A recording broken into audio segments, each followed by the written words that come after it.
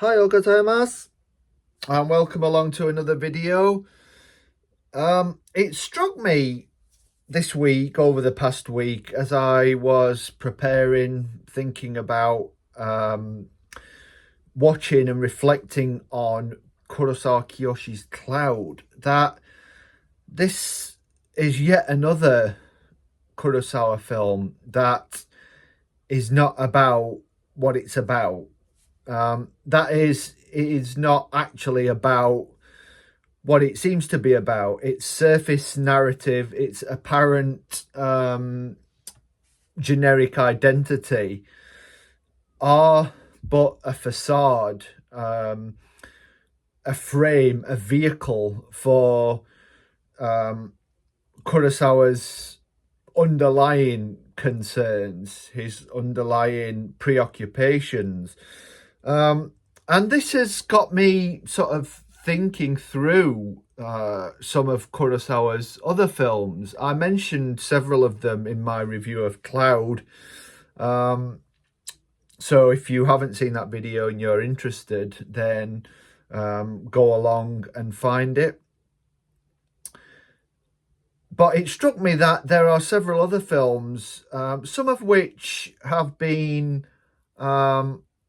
written about, more or less widely seen, films like Pulse, Cure, more recently perhaps Creepy, and some of which have not. So I thought I'd follow up my work on Cloud by looking at some of those films that perhaps haven't yet been considered, widely seen, widely written or talked about. And I thought I'd start with the two key short works that Kurosawa has made over the past 12,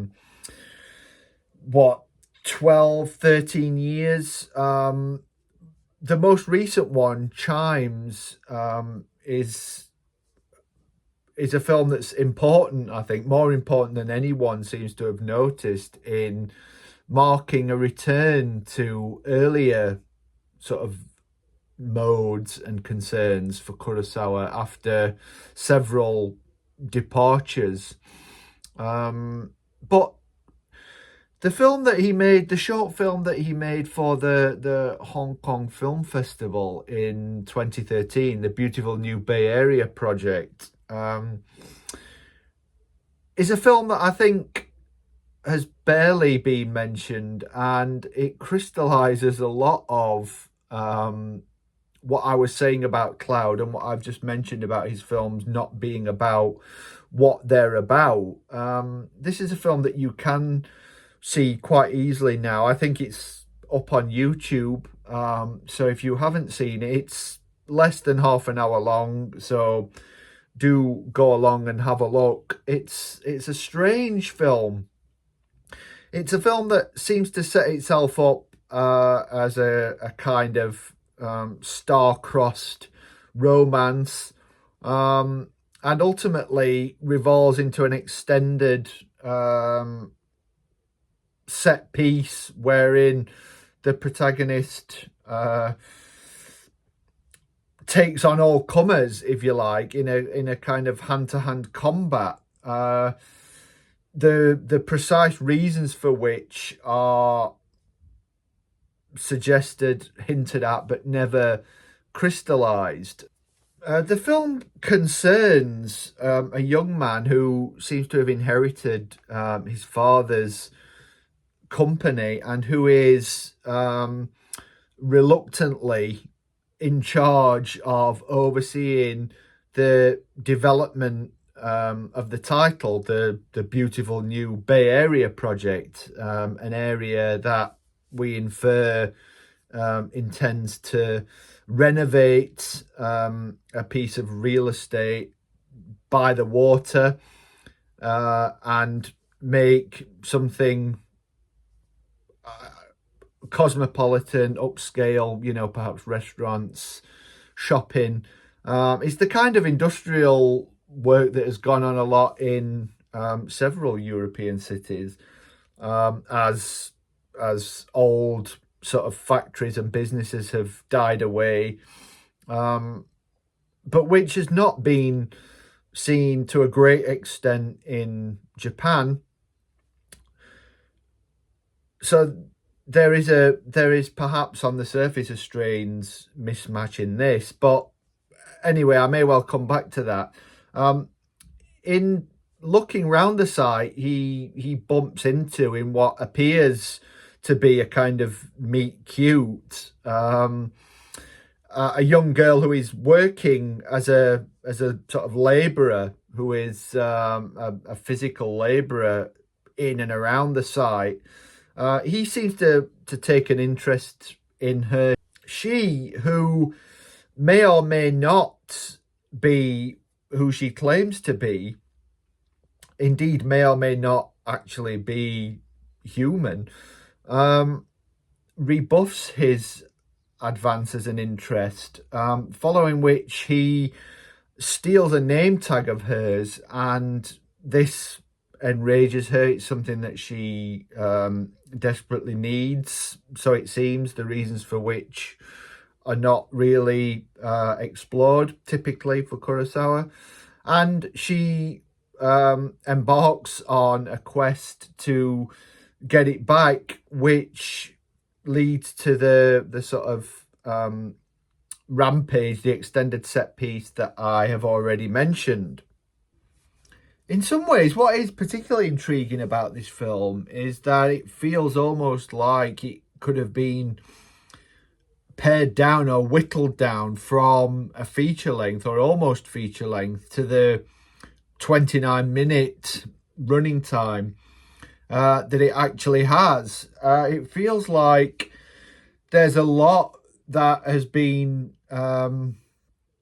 taken out that explains various things to do with the project, what it entails. It seems like, as I said, sort of urban regeneration, but precisely what the real sort of relationship to this is of the male protagonist. He seems to be just riddled with ennui, riddled with a complete sense of aimlessness, other than this personal obsession with this girl that he meets.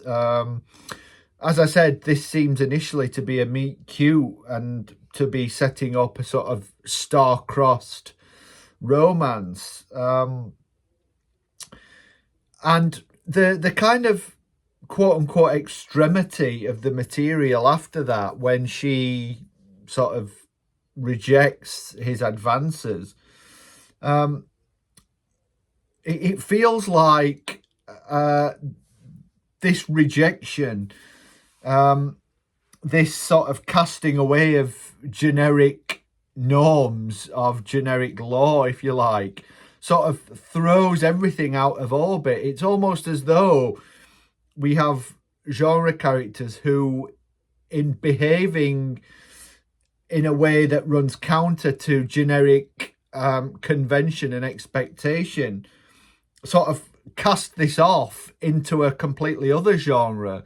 So we get a kind of a romantic drama or breezy comedy that suddenly becomes quite a dark action film. And the action is very gritty. It's choreographed in such a way that it eschews stylization, and in featuring this female protagonist facing off against several male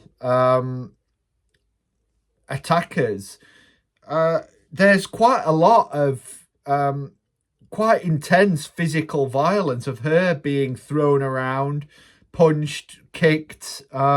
She, as you would expect, gives at least as good as she gets and manages to dispatch these would-be assailants. But it's very much a sort of knock-down, drag-out affair. And it really hurts. It's really sort of bruising. Again, as in the violence in Cloud, I think we can read the violence as kind of metaphorical here. The apparent sort of otherworldly, whether literally or figuratively, status or nature of the female protagonist suggests sort of men being from Mars and women from Venus. And it kind of all boils down to a violence that arises from just a sort of mutual exclusivity, it seems, that we have male, we have female, we have contraventions of established sort of gender norms. So instead of a sort of high-powered business executive, we have this, as I said, fairly aimless, fairly shambling, fairly uninterested, sort of layabout quasi-adolescent as a male protagonist. And we have, although she is in a sort of menial position, a seemingly very focused, very driven, very clear-sighted, certainly very sort of goal-oriented, physically capable female. She almost kind of usurps the male role. She pulls the rug out from under the man and takes over the narrative. It's almost like she sort of breaks the law of a particular genre, a particular narrative, and spins it off in a completely other direction.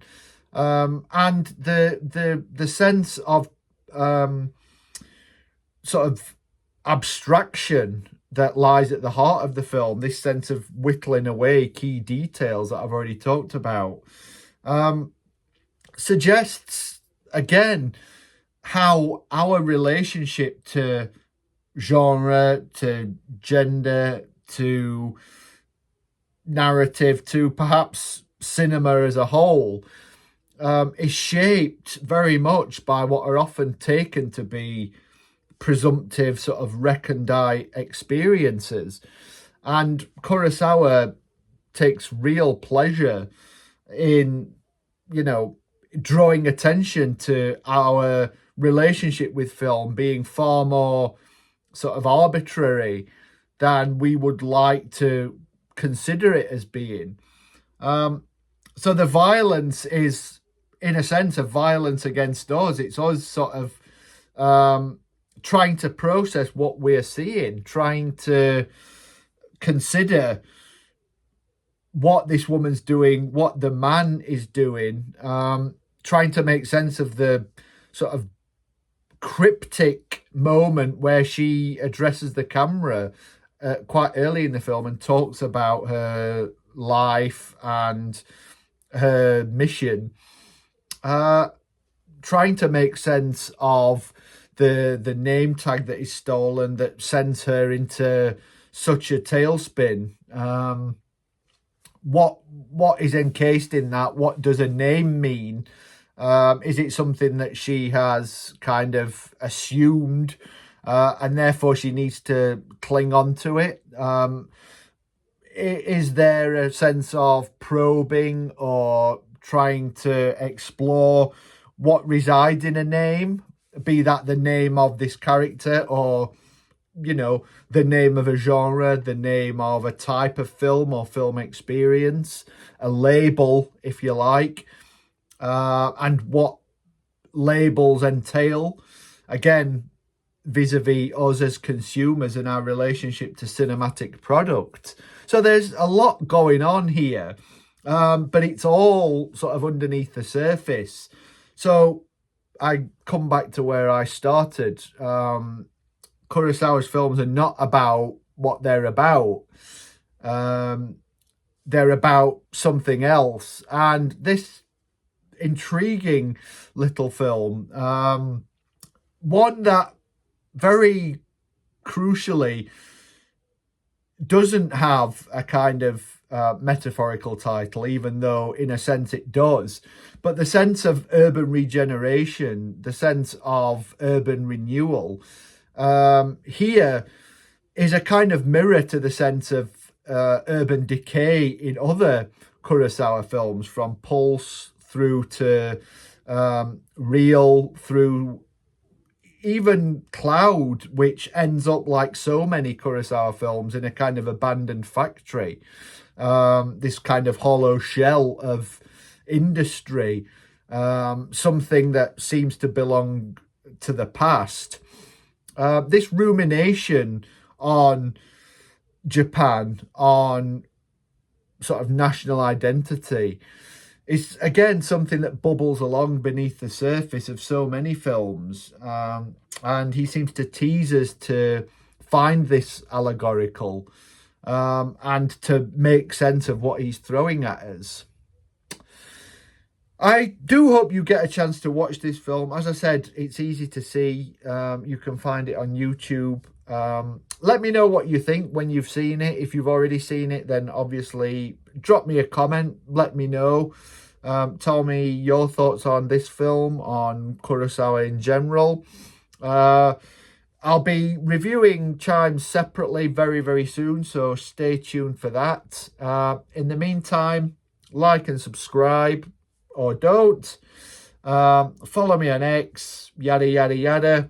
And I'll speak to you very soon. Bye for now.